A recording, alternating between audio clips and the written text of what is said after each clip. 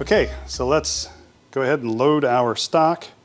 Oh, and then the small flange is down, so I'm going to load the small flange down as well. So I'll meet you over at the 5-axis and we will get our stock loaded. I have a couple of shims right here. And with the small short flange down, we'll load our stock. Okay, and here's our custom machined cap. We'll stick on here, and this will help draw the part down onto the base of the chuck. The orientation doesn't really matter because this is a fully turned part. But our second op, which cuts the kind of the flag vent at the top, we will need to be careful with the orientation. So I'm going to snug that just finger tight, and now we need to close our jaws in and then find the location of our cylinder in the mill. So kind of like basically setting up a part on the lathe.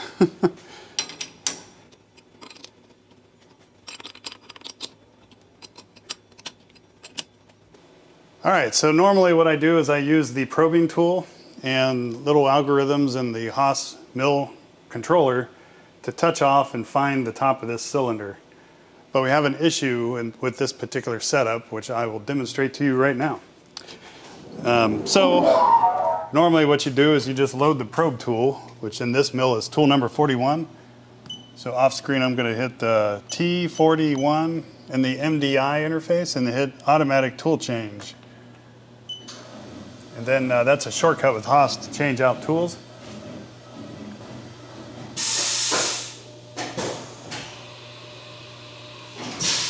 So this is our probe. So this guy right here basically also has the LED lights, and it talks with a receiver in the cabinet. And this probe, whenever it touches and then moves to half its diameter over, it sends a light signal and tells the mill, okay, that's 0. But in our case, we've got a little issue, which I will demonstrate now. I'm moving to hand jog mode, and if we move all the way as high as we can, our probe is too tall for our too tall part. Because the probing operation is an automatic operation for finding the cylinder. So what it does is you say, okay, here's the middle of the part, and then it says, okay, I'll find a cylinder. It comes over, drops down, touches off, lifts up, goes over, comes down, touches off, and it does that on the 4 quadrants. But if we tried to do that right now, this nut would bust off our probe tip, which you don't want to do. So basically it's too tall. Yeah, it's probably not worth the fuss of iterations to actually use the high-tech probing system to find this cylinder location. Another consideration would be that the probing system would only find the center of the circle at the top of this cylinder. But like we saw in the lathe cutting operation of this cylinder on the last episode, the cylinder could be at an angle right now. It could be pointing off this way. So we would find a circle over here if, you know, for an exaggerated walk off of the vertical angle, but the actual center of the cylinder at the bottom where the lathe chuck is could be off by a decent amount, by almost 1 foot of angular air. So I think in this case we're going to have to set this or find this part location the old-timey way. Hell, they ain't even old-timey. Using an indicator, and like we're bumping in a piece of stock on a manual lathe. So we're gonna do that. Okay, and I'm loading this tool mostly just for the mounting flange on the tool holder, which happens to be the same diameter as the spindle on a Bridgeport mill. This is a legacy diameter right here. And I'll show you why. Because our indicator will clamp onto that, you know, with this diameter, clamps onto a Bridgeport, which everyone kept that diameter as the standard. Okay, so now we are going to dial in our part. I want to get this this indicator as close as possible, but we're also kind of at the top of travel on our z-axis. So if you can lock your spindle, it's good, but sometimes locking your spindle means that it's going to rotate around to some known number, and if your indicator is clamped on when it does that, it could be a problem. Or sometimes it spins a couple of times, so I don't know. I think we're fine with just the residual friction in the spindle for this setup. And this isn't super critical. It's just I want to get it as concentric as possible. Even if we're a little off, it doesn't really matter too much because the holes are through holes anyway. And the Stoker steam engine block is way coarser of a dimension than what we're hitting with this thing. Okay, so I'm going to move that spindle in. So over on the controller, I'm in the hand jog. I'm just going to switch to different axes. So y-axis, we'll make sure our probe needle is going to hit first, because we're also going to go up and down on this. Okay. You're probably not going to be able to see the probe with the bright light in here, or the probe needle, but I will run through the motions. It's pretty much the same as setting up on the lathe that we did last week. So I'm going to switch to the C-axis. So I'm flexing this thing right here, and I'm watching the needle looking for first hit. All right, and then I always like to wiggle the indicator to make sure that the needle's moving. I'm not bottomed out or something. All right, and now I'll double check I'm on C, axis C, which is the rotary axis. And yeah, we're way out.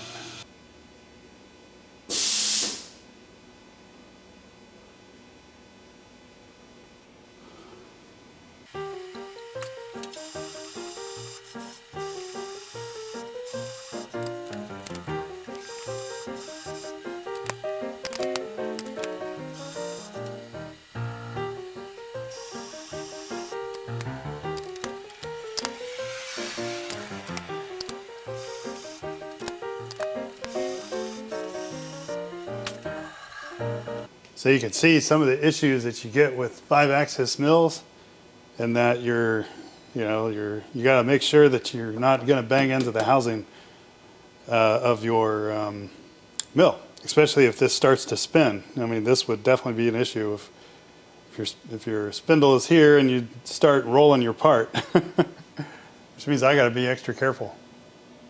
Okay, so we're down here. And there was about a 10,000ths rollout. I probably should have indicated the bottom first.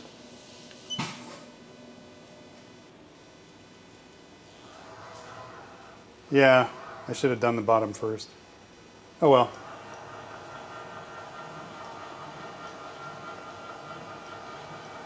At least we're within the travel of the indicator.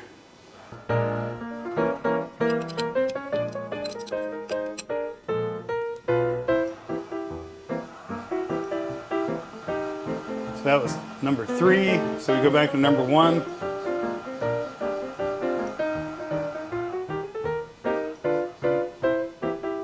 number 1's at 0.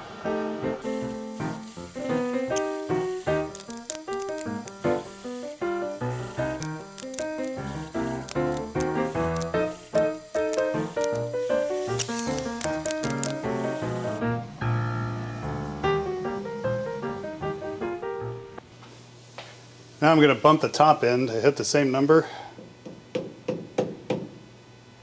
that we had on the bottom.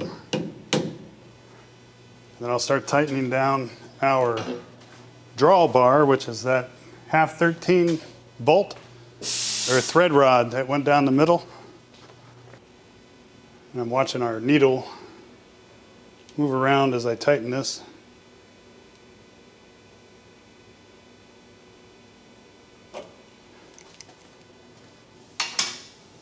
Should square up almost perfectly by itself since this was turned on a lathe. And it looks pretty good like that. So back on C. Yeah, it's the needle's right on.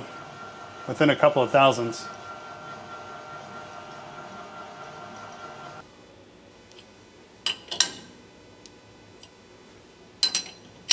We don't want to over tighten it either.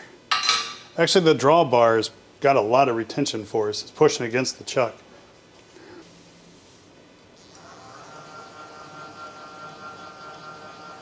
It's looking pretty good. Within a couple of thousandths at the top there.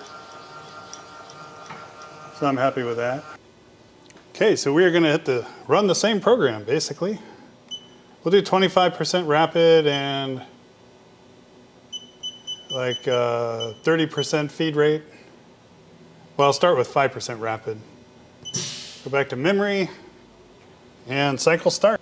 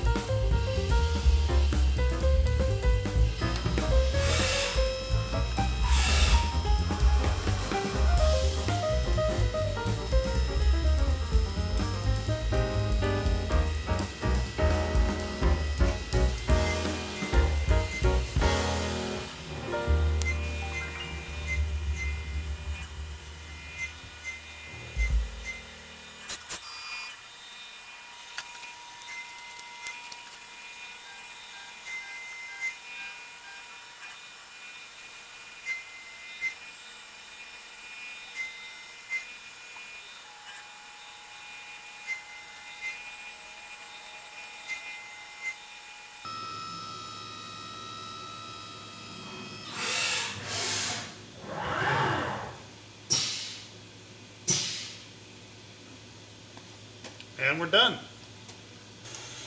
All right, I think we can pull this apart. Don't see any issues. I'll have to clean up some of the cast iron edges. We'll loosen our drawbar. There's one last op where we got to cut a flag out the bottom.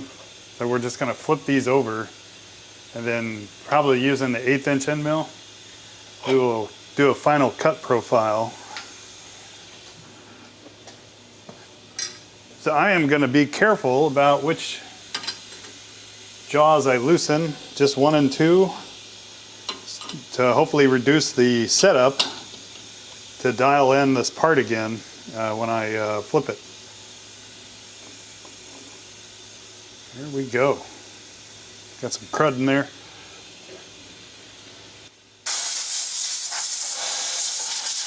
Some of these just have a skin, like a super thin, fragile cast iron skin.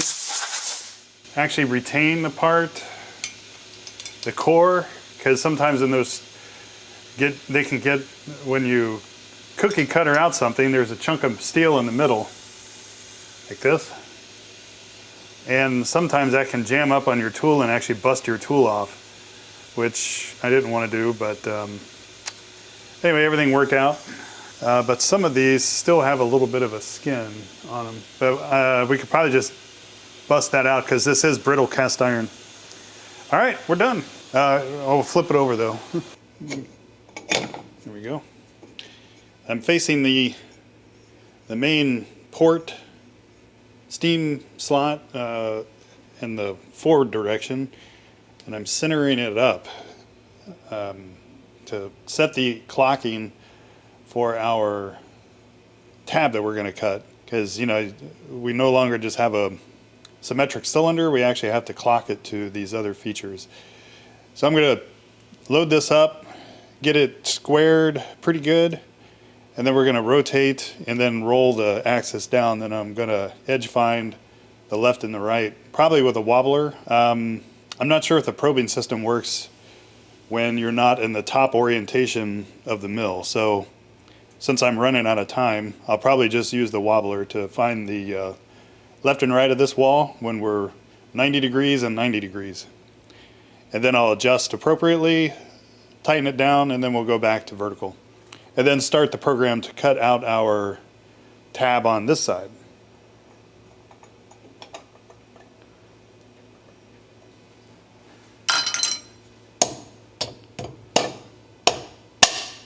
Some burrs in that thing now. All right, let me get a couple of squares so we can kind of get close. I'm using the edges of the chuck itself as a coarse alignment. That's pretty close. And we'll tighten down our drawbar and clamping cap. Probably needs to go that way, but we'll roll the axis and see.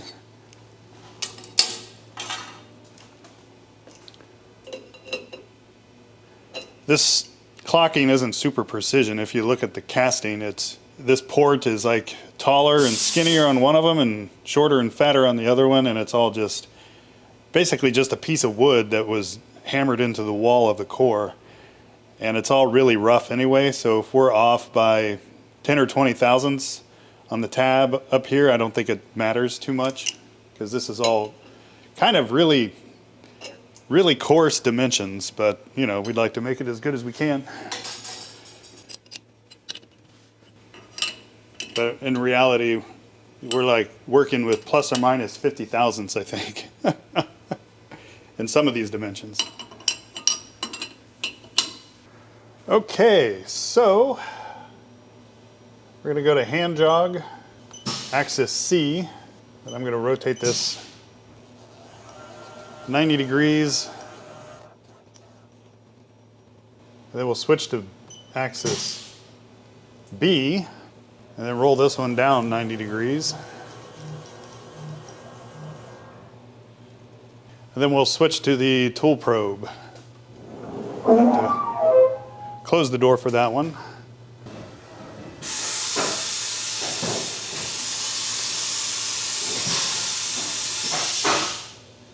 All right, I think we'll skip the wobbler because I'm short on time. But we are going to use this probe with the ruby ball basically to compare front to, or left to right or front to back, depending on how you're thinking about it. And 0.375 is the left and the right orientation of this slot. So right now we're at plus 0.375 on Y. But if we go to minus 0.375, and I'm looking at basically the center of the ball to the machined edge. If I wanted to, I could use the wobbler and everything, but I think we're fine with visual. So the ball is slightly towards the back of the mill, which means I need to roll the part slightly that towards the back of the mill. I'm just double checking the other side. I'm at 0.375. Yeah, so we need to roll about 20 thousandths. This edge needs to go that way by rolling this cylinder. So I'll do that. I can't really get in there with the camera filming, but trust me, I'll rotate it 20 thousandths to the back. Or maybe I can record this.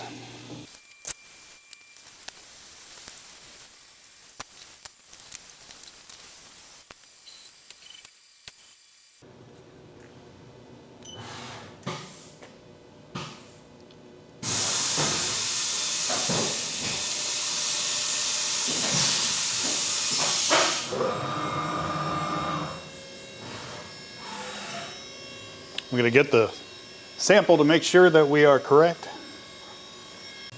All right, we are looking good for the template. So this is going to be a single pass cut, so it's going to be a little noisy, but I'm going to go slow. Probably have to use a lot of coolant as well. You know what? Actually, let's turn off the flood coolant, and we'll just use the nozzle coolant. There's a valve I can turn on the head, and now we will turn the spindle back on and cycle start.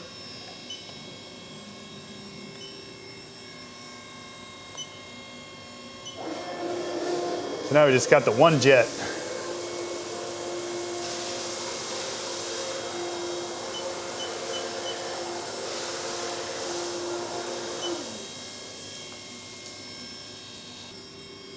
I'm going real conservative on the entry.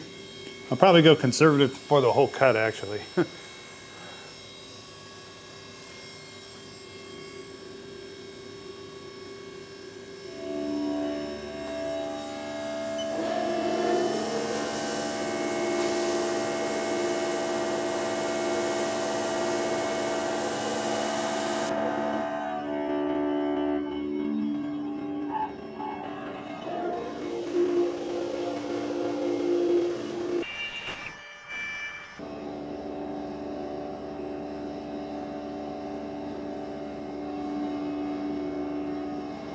We've got a kind of a steep rake angle on this leading edge of the end mill.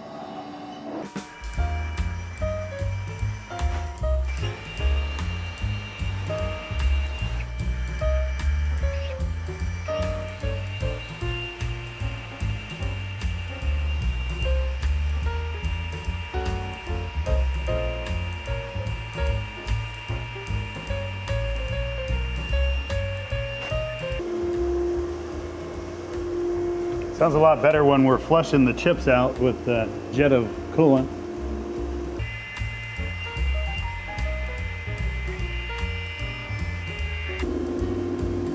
And we're out of the part and cutting into our cap, and we're just about done.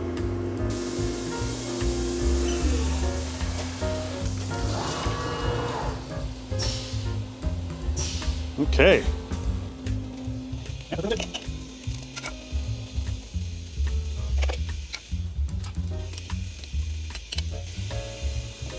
We are done with this project, other than just cleanup. So again, I'm going to bust off this tab and this ring and clean it up with a file. And then I'm going to ship these off to Keith so he can do his final turn down on the OD and then heat heat shrink, fit these into the engine block. Cool. All right, let's bust off this tabbed scrap here.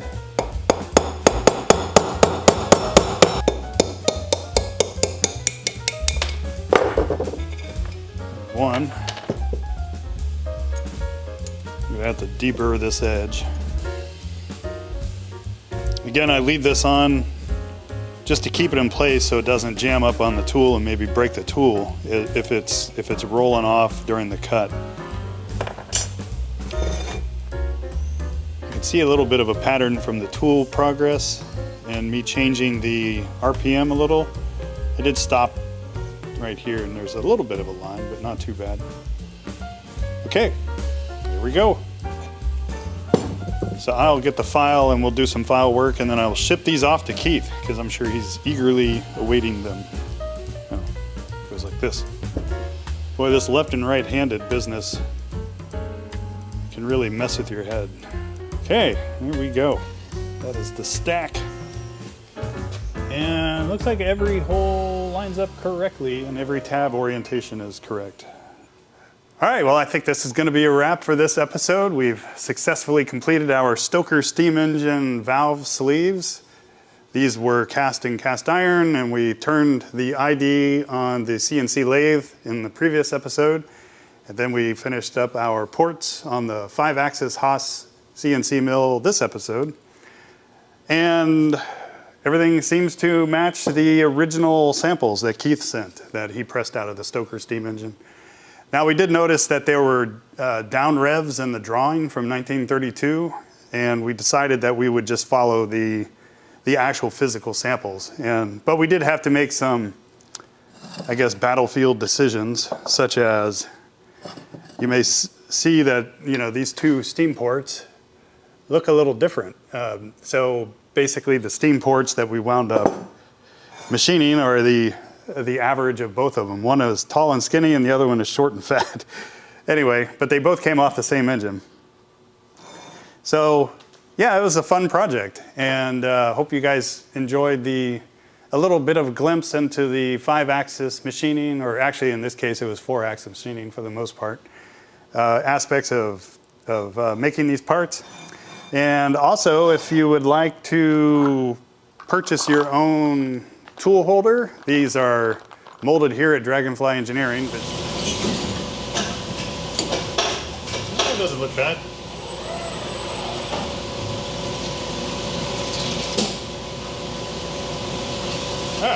It basically just holds end mills on your bench or your shelf. And we made this mold in-house here as well. So these are available on Amazon.com, and there'll be a link in the description if you'd like to support the channel. Or if you'd like to get a t-shirt, that's also an option. Or Patreon too, if you'd like to hit me up on that, that would be great. Anything to support the channel would be awesome. And I do look forward to any future collaborations with Keith on the Stoker steam engine, and to see this thing actually deployed at the Nashville Steam 576 locomotive restoration project in Tennessee, Nashville, Tennessee, actually. So that'll be fun to see. Hopefully one day I'll be able to ride on the steam engine that is powered by the Stoker steam engine. All right, well, thank you for watching Dragonfly Engineering, and I will see you guys next week. Thanks for watching. Goodbye.